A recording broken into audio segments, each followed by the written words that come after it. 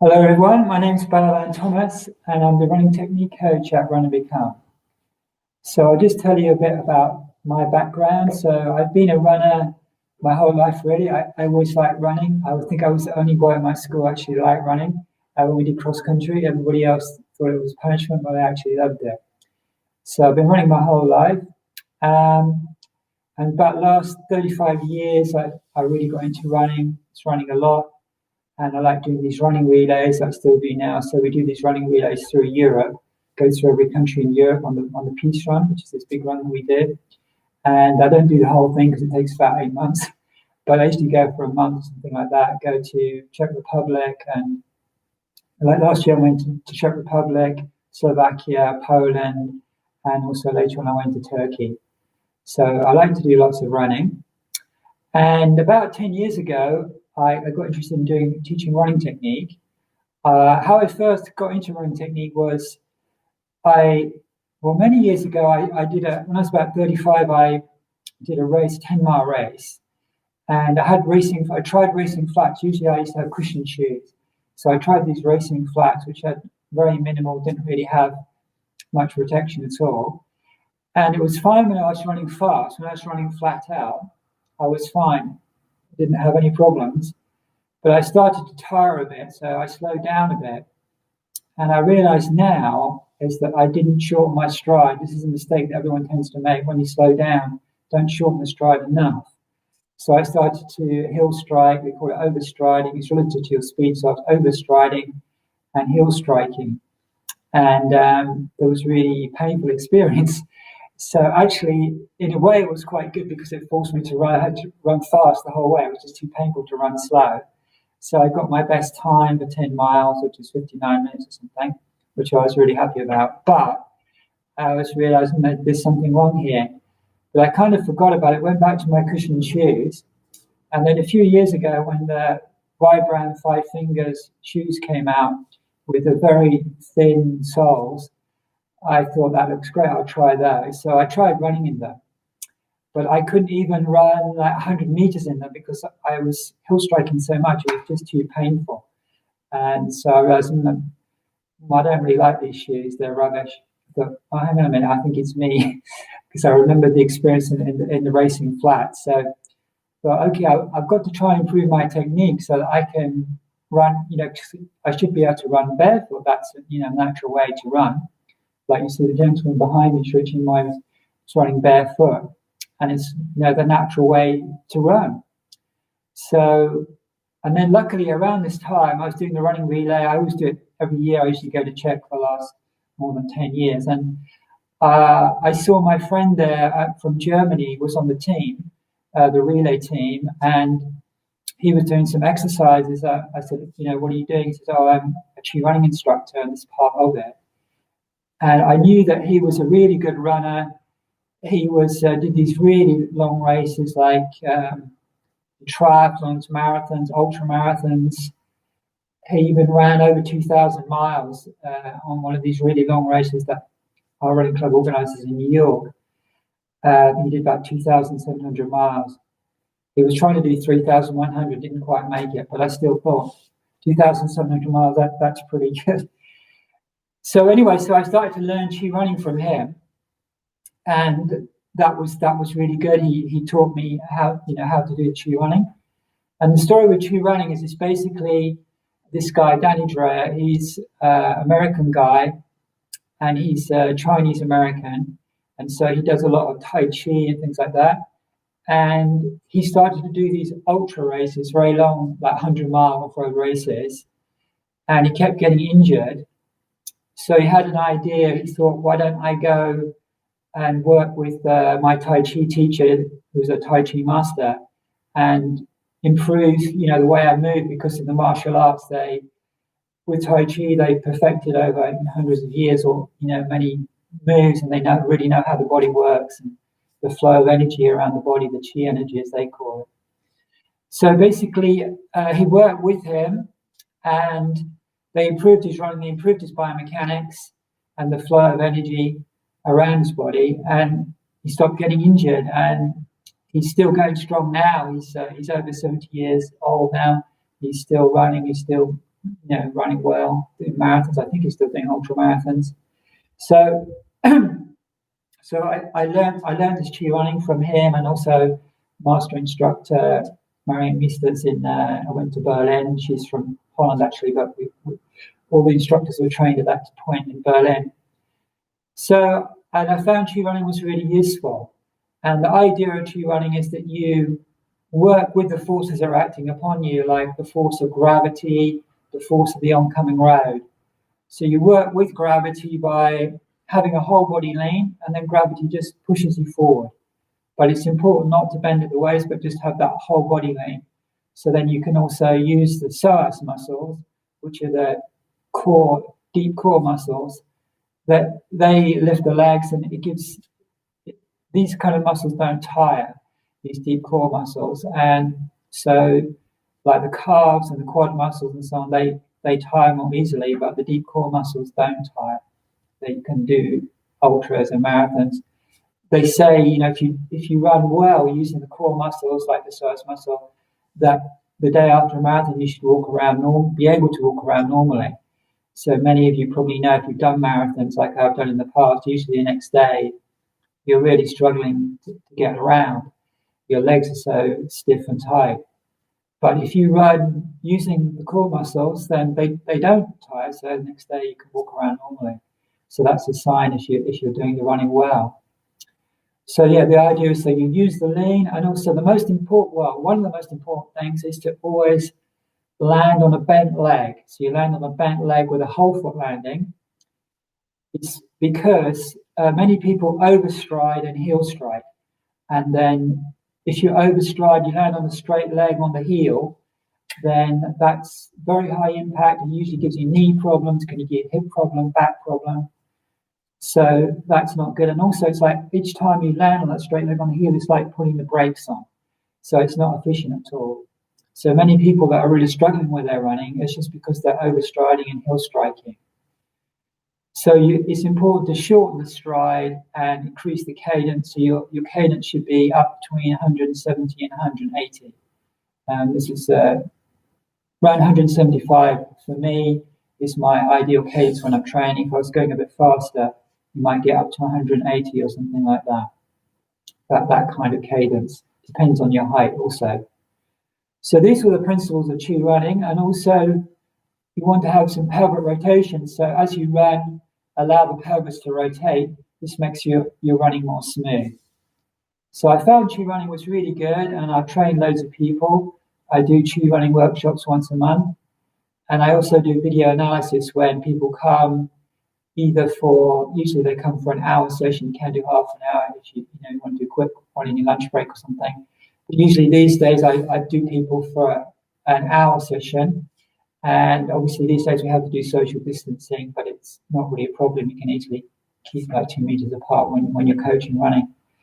So I video them running, then I look at it in slow motion and tell them the things that they need to work on. So I'm doing that, but I found that rewarding, and I help hundreds of people, and I get the feedback from them saying, I'm running really well now. I don't get those injuries anymore. I'm running more efficient. I can run. Some people, really improve their times to lots of, time off their 10K marathons or whatever. But I could still see that there was more work to be done. So I saw some people, because everybody these days tends to work all day on the computer. So they're just sitting all day, and then you sit on the tube or the train or in your car, you go home, you sit down to eat a meal, and then you sit down to watch TV, or you're on the computer again. So basically, people are not really in a great shape for running. So, and obviously things like the London Marathon, people sign up for the London Marathon, haven't done any much running before, and they suddenly increase their mileage. They all tend to get injured for two reasons. One, they don't have good running technique, and the other reason is they jump up too high with their mileage. Just don't increase by more than 10% with your overall weekly mileage and long run. Those are two golden rules. But also because their body's just not really prepared for it. So I thought it would be good to also study a bit more and find out how people could, improve their mobility, and so that they were more able to and strengthen the body and make it more mobile. So more able to run, run in general and also do longer runs, like marathons, etc. So I trained as a personal trainer in restorative exercise with Katie Bauman, who's a scientist, studied biomechanics, and learned a lot of interesting stuff there about how to get your full range of motion back in all the joints and get better alignment. And her thing is that we're all originally, everybody was coming from a gatherer, hunter lifestyle. We were doing lots of walking, especially some running, and also you're climbing trees and very active lifestyle, doing lots of different movements. You're squatting down a lot. So basically, use a full range of motion of all the joints, and this is what keeps you healthy.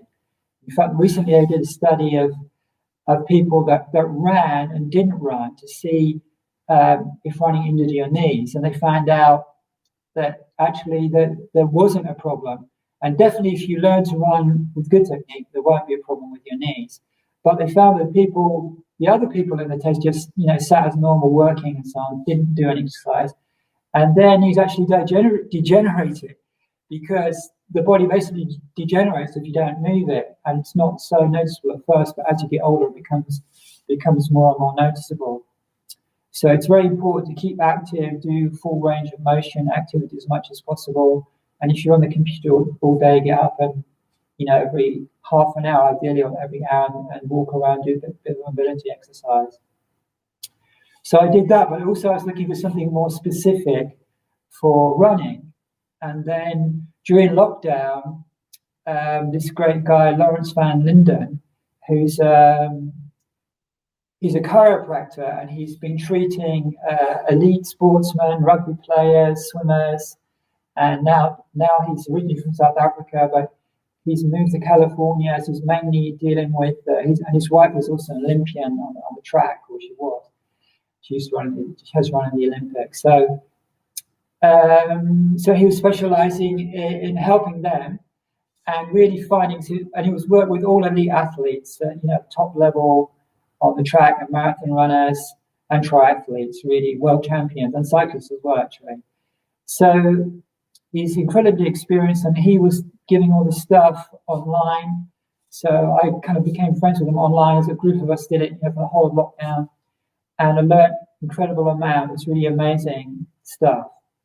And basically his thing is that it's all about every level. So the idea of the workshop that we're going to do on the 19th of September, and this introduction now, is just introduce everybody to the idea that everybody can run to their full potential. So you can be an elite athlete, you can be a beginner runner, but you want to be able to run to your full potential, whatever that is. So it's often the inhibitions that you have in your body, that lack of movement in your body from sitting on there, whatever, is holding you back in your running, and it often can lead in injury, and also running's hard work. So the fundamental thing for him is about breathing. So breathing is the most important thing, whatever level you're at. So get your breathing working, and what he calls a spinal engine, which is the movement of your breath, getting in sync with the movement of your body, and you're getting a flexible spine so that the spine can also work. So the whole body's working in concert when you run. So this is the most important thing. And then the movement of the hips, the contralateral movement of the hips, which just means as one leg goes forward, the other hip goes back, and then vice versa, this movement. So getting it all flowing together, then it makes you running very fluid and flowing and kind of beautiful running style like these top elite runners. And it's worked on the top elite runners, and many of them have had, and also it's helped people recover from serious injuries. Cyclists as well. She's now a world champion, and she had a serious injury, and he helped her, brought her back to become world champion again. So basically, we're just going to go through some of the exercise, very simple exercises, and you want to do them very slowly and very mindfully, and try to relax the outer muscles and relax the outer core, for example, but go to the deeper core muscles. So these are powerful, slow twitch fibers, which so when you're starting out, do all the movements very slowly, and then they gradually become more powerful. So it's realigning your whole body to work how it should do.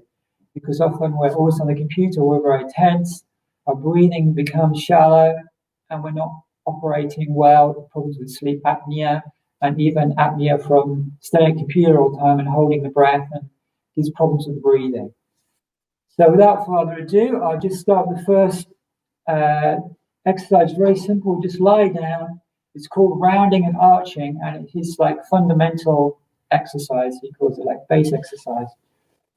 So you just lie down, and as you breathe in, you arch the back, and then as you breathe out, you rotate the pelvis upwards. So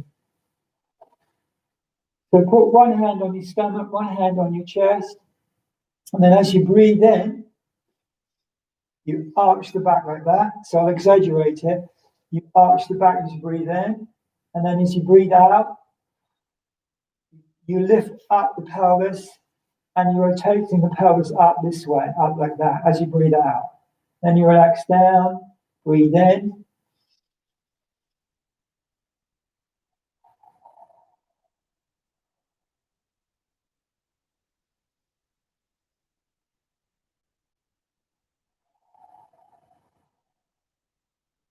So do deep, slow breaths. Breathe in for a count of 5 and breathe out for a count of 5.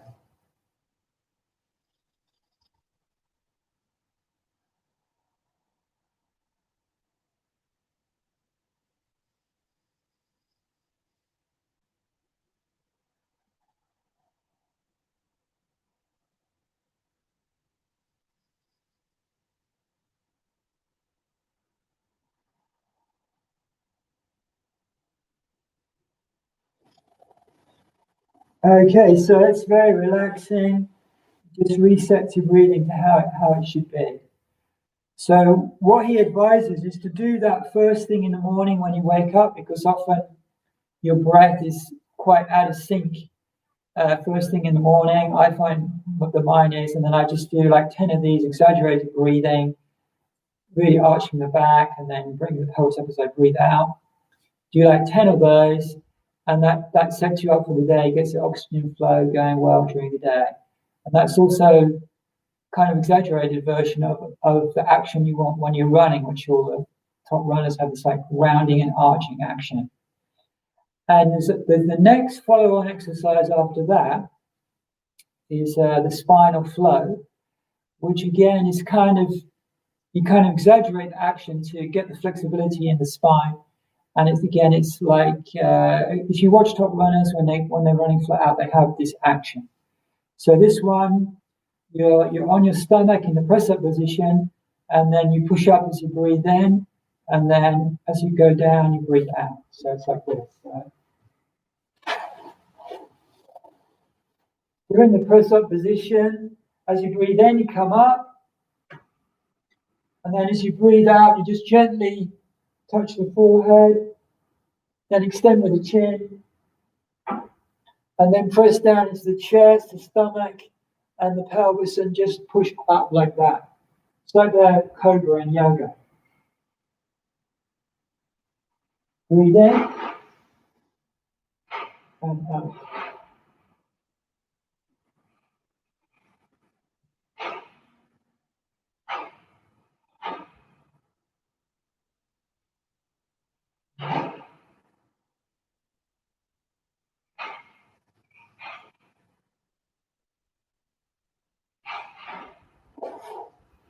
Okay, good. So you do, again, 10 of those.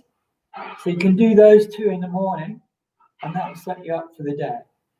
And then you'll see that in your running, these will gradually come into your running. So what I recommend with this is that you just do the exercises at home, and then you don't try to do them when you're running. But you'll find that if you should do these every day, that they'll gradually start coming into your running automatically, because that's the way the body lands. And I found with doing this kind of work, and also I did some work with Feldenkrais, which is another movement principle. And it's not about really forcing your ranges of motion, but just keeping always comfortably within your range of motion. And if you do a movement, just like turning, if you do it a few times very mindfully, this is the kind of thing that they do in Feldenkrais and also that Lawrence does, then actually the body starts mapping that move, the brain starts mapping that movement more because it pays attention to what you're doing more. So then all of a sudden you find, if you do this in the way that I'll teach you, you suddenly find just purely by doing it, within your range of motion, very simply, all of a sudden you increase your range of motion incredibly because the body does all the work. That's what the body's designed to do. And it can give you back what you've lost through not using. So those are the two simple ones. And then, so try to do those every day and do those for like a week. And then you do everything in sequence. So then the next thing is linking up with, actually we should do the hip movement. So it's a very simple movement, but you have to listen carefully to understand the movement. So basically, we can start with a very easy movement called penguin. So you just lie down like this, and then you lift the one hip, and then the other hip, this rocking motion. So these are the penguins, and they're like the base movement, like rounding and arching, which leads on to more complex movements that you need in your running. You just need to have this. Some runners are very tight, so this will be just gradually releasing this area. Other runners, and if you do yoga or something, it'd be very easy, but just need to release this area. That's the first one. Then the contralateral movement. So you bend the legs like this, and then so you press down. So on this one, the left leg, I'm pressing down with the foot into the table, and then the knee is going away from me. So that action, I'm pressing down, it's going away from me. And then this leg will just come out slightly to the side like this. So you breathe in, and this leg, the left leg, this top leg is going away from me. And I'm arching back, and this right leg is drifting out. And then you come back to the center. As you breathe out, you tuck under. Then this leg is going away from me. And this leg drifts out to the side as I'm breathing in. And as I breathe out, come up, tuck under, and out to the side. You do it very slow, mindful, meditative way, but it's just bringing back this fundamental movement pattern that we've lost, which is essential if you want to run to your full potential like these elite runners do. So I'll just do that a few times. So I won't speak, I'll just go through it. So doing the breathing. So in.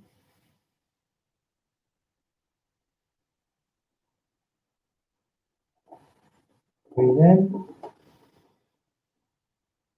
Breathe out. Breathe in. Breathe out.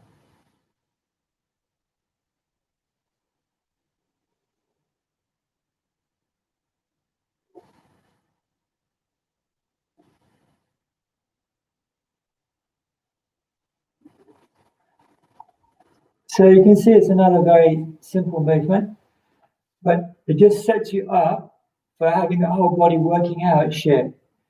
And then, so you start off with this slow pattern, and then you gradually speed up. So you're breathing, at your normal rate, and then obviously the legs will be moving faster, closer to running action. So there'll be several leg movements as you breathe in, and several leg movements as you breathe out. So these are all slowly building up to give you this ideal movement. So, and for the kind of thing that you would do after that is then you sort of start bringing the arms in, and the shoulders. So good preparation for that is this exercise.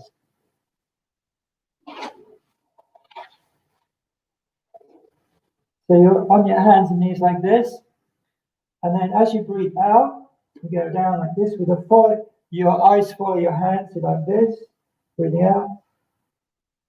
And as you breathe in, you go like this. push it up, breathe out. You see, I put this leg back. If you put this leg back, it makes it much easier. Breathing in, slowly, slowly.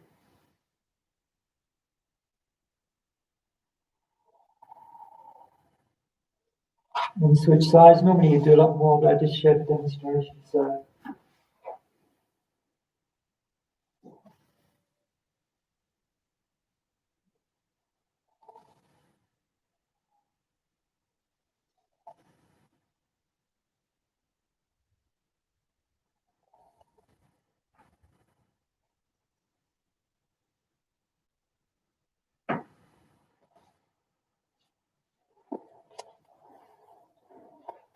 Okay, good. So basically, these are all basic exercises. And it's like you go through this process, you get these deeper muscles working, the core muscles and all the deeper muscles throughout the body working rather than the superficial muscles. Then the superficial muscles can work more efficiently once the deeper layers work, which usually gets neglected. So basically, this is what I'll be teaching in the workshop in a couple of weeks on the 19th. I decided to make it a little bit shorter because a lot of information to take in, and then there'll be follow-up sessions afterwards. So we'll change it on the website. It's going to be 1 until 5:30, 1 p.m. until 5:30 p.m. on Saturday, the 19th of September. And we'll do it with social distancing, so everybody will be 2 meters apart. We're limited to whatever the numbers the government allows at that point, which will probably be 6 or something. And also I'm doing one-to-one sessions of the same work, also which I do with social distancing. So you can take you through all the stages and you can run like an elite runner. So you may not be able to run as fast as them, I certainly can't, but you'll be able to you fulfill your full potential as a runner. Because many runners feel frustrated with their breathing, they can't breathe as well as they know they should. Many people are in that way. And I found doing this work has really helped my breathing a lot. My breathing is much deeper, richer than it was before. So it's really helped me a lot with my breathing and also various aches and pains. Like I had a stiff neck since childhood, and it helped that because it basically corrects everything in your body that needs correcting by just basically working through all these basic movements, which then allow you to do the more complex movements. But many of us don't have the basic movements working well, and we haven't developed these deeper muscles, core muscles, and so on, so that we can, move the way we should do. So if you want to come for a session with me, as I said, I don't really do many half-an-hour sessions now. I can do if you only have time for half an hour. But you see on the Run and Become website, if you look at the Balavan Thomas Running Technique Coach, and you'll see I do the half-an-hour sessions, then hour sessions. And in the hour sessions, I do video analysis and the half-an-hour sessions. And then I look at you and look at it in slow motion and see what you need to work on. And then give you the main things that you need to work on. Then I also do the tree running workshop, which is it's like a 4-hour workshop, 4.5 hour workshop, and I go through all the improving your biomechanics and getting the flow of energy around the body and all the basics like that. And now I've started doing these exercise ones to transform your running, which is using all the stuff which I've learned from Lawrence and various other sources over the years to really, so you can really fulfill your whole running potential and get your whole body moving how it's designed to move. And there's no age limit to that. You can do it anytime. I'm 62 and I found I've made huge leaps forward. I found my body was slowly seizing up doing the running but not really doing enough stretching. But this has been perfect for me because I've been able to mobilize the whole body and can really feel that flowing running again like I had when I was much younger. So it's very fulfilling. Probably the first time I'll be able to run to my absolute potential. So do come along to the workshop, and you'll find all the details on the website. Also, soon I'll put up on the website about the one-to-ones I do in this transform your running experience as well. So I do recommend it. It's very simple exercise, but very profound, and it's very, very relaxing and very satisfying, and it really means that you can really enjoy your running. Okay, so I see that our time's up now, so I'm going to finish now, but I hope you enjoyed this talk, and I hope to see you at the workshops or one-on-one session in the future. So, all right, take care now. See you later.